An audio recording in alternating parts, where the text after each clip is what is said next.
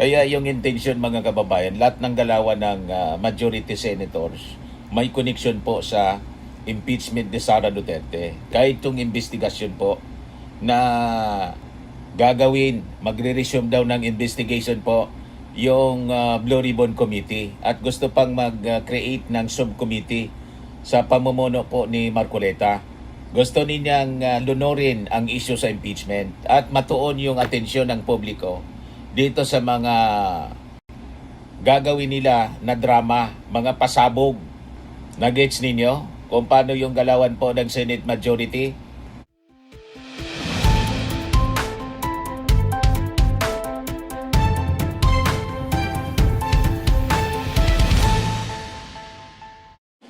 Hello po mga kababayan, si Dante Maravillas. Kumusta po kayo? So, dito tayo sa ating mga talakayan. Pag-usapan natin yung kaguluhan sa Senado, yung mga galawan nitong mga Duterte Senators. Kasi si Alan Peter Cayetano, mga kababayan, in-announce niya sa kanyang Facebook live, magsasagawa sila, magre-resume sila ng investigasyon sa flood control. Sabi dito sa report ng News 5, Blue Ribbon Committee investigation sa flood control itutuloy sa June 4. Then sa balita mga kababayan, dito sa Billionaire News, sabi po ni dating Senate President Drilon, Bato amendment mean to hide the truth. Ano yun Mr. Maravillas, na sinasabi ni Drilon na Bato amendment? Yung pag-allow kay Bato mga kababayan na makapag-participate kahit nasa pagtago. Gustong baguhin yung rules ng Senado at bigyang daan mga kababayan yung teleconference. So sabi ni Drilon, ito anyang Bato Amendment due to its clear connection to a missing lawmaker. May clear connection na niya to a missing lawmaker. Ang issue lang dapat mapayagan ng absentee voting. Ito po yung tinatawag kong Bato Amendment na siyang magbibigay ng pagkakataong bumoto kahit ikaw ay wala sa session hall, sabi ni Drilon.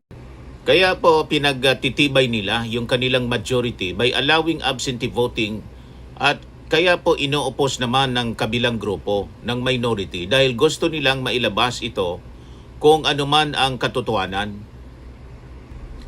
Konektado po yan at yung maamyendahan, mayroong sapat na numero para maitago ang katotohanan. Kahit nandoon na, kahit nasa kulungan na, pwede silang bumoto dahil sa hindi kailangan ang personal na presence. Kaya yung intention mga kababayan, lahat ng galawan ng majority senators may connection po sa impeachment ni Sara Duterte. Kahit yung investigasyon po na gagawin, magre-resume daw ng investigation po yung Blue Ribbon Committee at gusto pang mag-create ng subcommittee sa pamumuno po ni Marcoleta. Gusto ninyang lunurin ang issue sa impeachment at matuon yung atensyon ng publiko dito sa mga gagawin nila na drama, mga pasabog.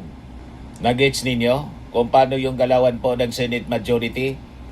Ang layunin nila, iligtas si Sara para iligtas din nila yung kanilang sarili. Kasi karamihan sa mga majority senators naharap po sa kasong korupsyon, plunder, at kung ano-ano pang mga kaso. Yung latest po, yung obstruction of justice.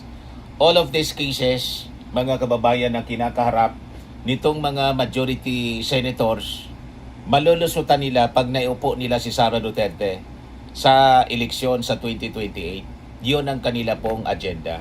So lahat ng galawan nila, mga kababayan, malinaw na pananabutahe sa kaso ni Sara. Yung ating bansa, lulunurin nila, mga kababayan, sa issue ng flood control para hindi po makaporma yung House prosecution. Nagets ninyo mga kababayan? Malinawan niya Mr. Maravillas. Yun ang kanilang malinaw na galawan ngayon. Pilit nilang dinadivert yung atensyon ng tao papunta sa gawa-gawa nilang investigasyon.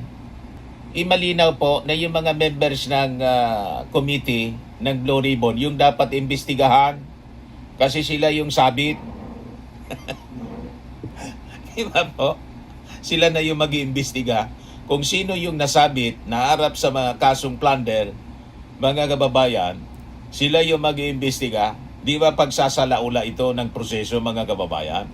So malinaw, mga kababayan, yung muling pagbuhay sa isyu ng flood control, hindi siya po paghanap ng hustisya, kundi isa pong desperadong sabotahe nitong mga DDS senators upang iligtas si Sara Duterte sa pamamagitan po ng pagbuwag sa kredibilidad, oras at saka pagkakaisa ng House Prosecutors. Bakit po? Dahil nabubunyag na po yung katotohanan. So nakikita natin maraming senador na nagbubulag-bulagan dahil sa kanilang political bias na malinaw, dahil sa kanilang alyansa, dahil sa kanilang takot sa gumuho ng Duterte machinery. Kaya sila nagpapakalat, mga kababayan, ng maruming laro sa Senado para harangan yung katotohanan. Ganon yung pananaw, mga kababayan, kahit ni dating Senator Senate President Frank Drilon. Yan Bato Amendment meant to hide the truth. Gusto nila na ilihis yung atensyon ng media, mga kababayan, mula sa articles of impeachment papunta sa mga papuputukin nilang mga kontrobersi kuno. Kaya handa kayo, sisimulan nila next week. Huwag tayong pabubudol sa kanila, mga kababayan. Bantayan natin at babasagin natin yung kanilang mga kasinungalingan. So muli nilang binubuhay ang issue sa flood control, mga kababayan, para ilihis yung pansin ng publiko at saka ng media sa proseso ng impeachment laban po kay Sara Duterte. Mas madali pong makuha yung emosyon ng masa sa usapin po ng baha dahil po direktang apektado yung ating mga mamamayan. Kaya po natatakpan yung balita tungkol sa mga seryosong ebidensyang nilalabas ng prosecution, mga kababayan. Ito yung tinatawag na smoke and mirrors strategy. May mga consultants itong mga ulupong. Paano linlangin? Diba? May mga strategies sila kung paano linlangin yung publiko. Pero sa aming mga veteran media practitioners, hindi yan lulusot sa amin, mga panlilinlang nila. Kitang-kita na natin ang strategy ng panlilinlang nito mga Duterte senators. Nakita ninyo, walang tigil sa pag-live streaming. Naging vlogger na itong si Alan Peter Cayetano. Hindi siya nagpapa-press con, siya na lang ang nagsasalita kasi magpa-press con siya, baka hindi niya makontrol yung tanong ng media, mabuking yung kanyang agenda. Nagets na ninyo? Sige, ang vlogging ni Alan Peter Cayetano to attack the minority. Sabi po ni dating Senator Dick Gordon, para maisalba niya yung imahe ng Senado, dapat mag-resign na itong si Alan Peter Cayetano. Ito yung sabi ni Gordon kahapon. Nagkalat si Cayetano talagang nasira ang Senado dyan. Kaya dapat siguro mag-resign na si Cayetano para masalba ang imahe ng Senado at dapat ituloy ng impeachment. So dapat impeachment ang ituloy. Nililihis nila, mga kababayan, yung issue papunta doon sa Blue Ribbon na magsasagawa ng investigasyon sa flood control. Sila mismo yung mga sangkot sa flood control scandal. Yung mga members doon, majority po, sangkot sa plunder. O, di ba? Malinaw na pagsalaula, mga kababayan. Anong credibility nila mag-imbestiga na sila mismo yung sangkot? So malamang lilinisin nila yung kanilang pangalan. Di ba? So sa ilalim, mga kababayan, ng rules of evidence, ang pagpapalit ng paksa, malinaw po siyang diversionary tactic. Kapag wala nang maisagot na legal na argumento yung defense, hindi po porket umuulan at bumabaha, absuelto na si Sara Duterte at di na pag-usapan yung articles of impeachment. Tama? Ang krimen ng isa, mga kababayan, hindi po siya nabubura ng di umano'y kasalanan ng iba. Di ba? Umarap dapat sa korte ng impeachment ng may legal na argumento. Huwag dapat gamitin, mga kababayan, yung calamity para i-divert ang issue. Yun ang script nila mga kababayan ngayon. Tapos, ang ginagawa nila, character assassination. So, malinaw po, ang nilalayon ng muling investigasyon sa flood control ay para guluhin ang takbo ng mga House prosecutors mga kababayan sa pamamagitan po ng pagdudumi sa kanilang mga pangalan. Kung mapapalabas ng Kamara itong mga kongresista ay sangkot sa mga questionabling pondo ng baha, mawawalan sila ng moral integrity. At iisipin ng publiko na pari-pariyo man lang. Pari-pariyo silang kurap. Ano yung intensyon? Para hindi na po paniwalaan yung mga ebidensya laban kay Sara Duterte. Nagets ninyo yung strategy nila. So ganon ang kanilang gagawin. Kaya mga kababayan, magbantay tayo. Ililihis nila yung topic. Di ba, mga kababayan? So kapag hindi mo kayang gibain yung ebidensya, ang abogado o ang prosekusyon mismo yung gigibain. Ito yung maruming laro nitong mga DDS senators. Dodomihan nila yung pangalan nitong mga House prosecutors para palabasin nila na walang moral ascendancy para mag-imbestiga. Nagets na ninyo ang kanilang intensyon. Ngunit tandaan natin mga kababayan, ang ebidensya po ay may sariling boses. Kahit putikan pa yung mga taga-usig, ang mga dokumento, mga resibo, at mga testimonies po laban kay Sara Duterte, mananatili pong admissible at matibay po sa harap ng batas. At isa pang strategy na gagawin nila yung tinatawag na resource depletion mga kababayan. Isang paraan ito ng political attrition o pag-ubos sa energy o panahon at sa focus sa kaso. Kung mapipilitan ang mga House prosecutors mga kababayan na ipagtanggol yung kanilang mga sarili sa issue ng flood control, mahati po yung kanilang atensyon at hihina yung kalidad ng kanilang paganda ng mga matitibay na ebidensya sa paglilitis. Then comes the dilatory tactics na gusto nilang gawin. Lolonorin po ng mga kalyadong senador ni Sara ang Kamara sa mga walang kwentang investigasyon para kapusin po sa oras yung prosekusyon. Ito po ay isang malinaw na sabotahe sa due process. Ngunit sa tingin natin mga kababayan, nagkakamali sila ng kalkulasyon.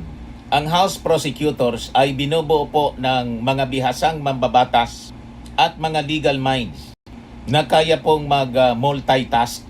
Hindi po hina yung kaso ni Sara Duterte dahil lang sa kanilang mga panggugulo. Bagkus lalo nitong pinapakita sa publiko na takot yung DDS camp na lumabas po yung buong katotohanan sa lalong madaling panahon. Then yung style na lagi nating naririnig, divide and conquer. Gagamitin nila yung sensitibong issue ng pondo sa infrastruktura upang magtanim po ng hidwaan sa loob po ng koalisyong nagsusulong ng impeachment.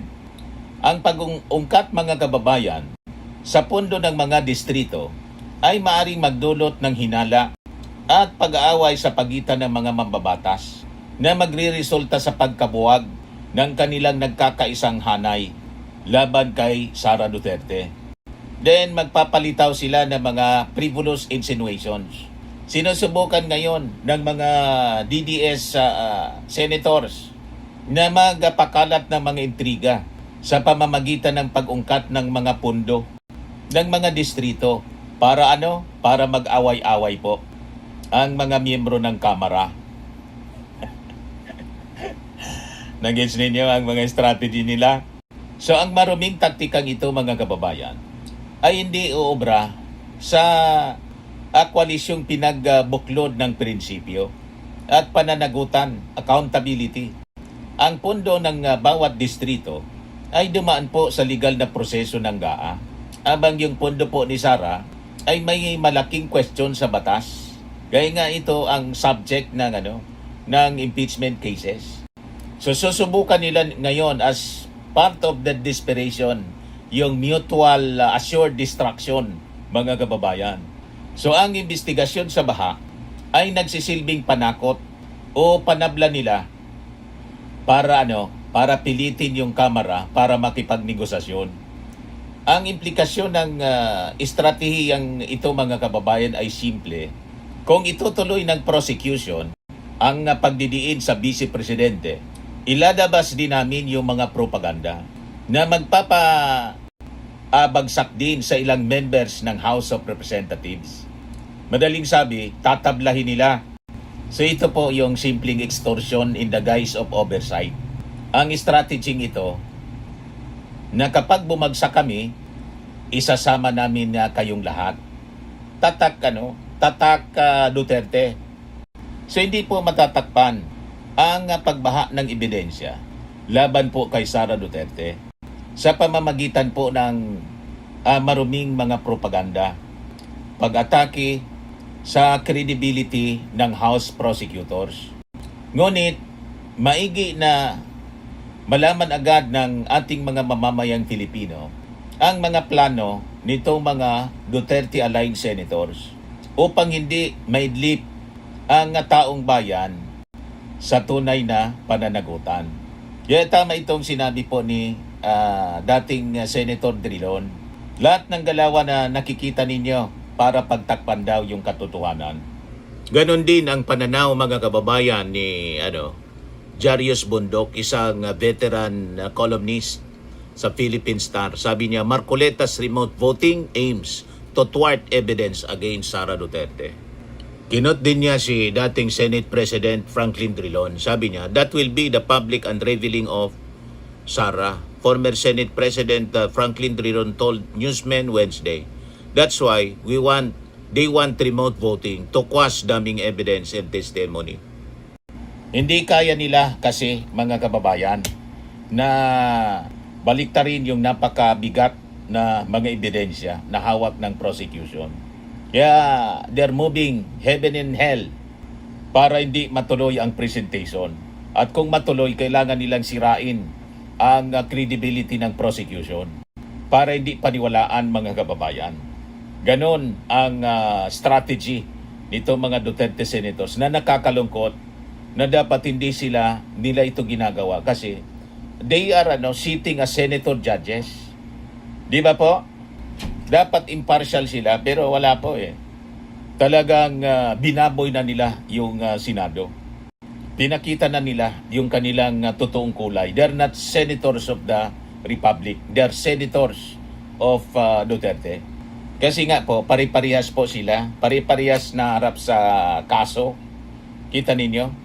Majority senators, puro may kaso, haros, karamihan sa kanila, majority of them ay nahaharap sa kasong plunder at kung ano-ano pa.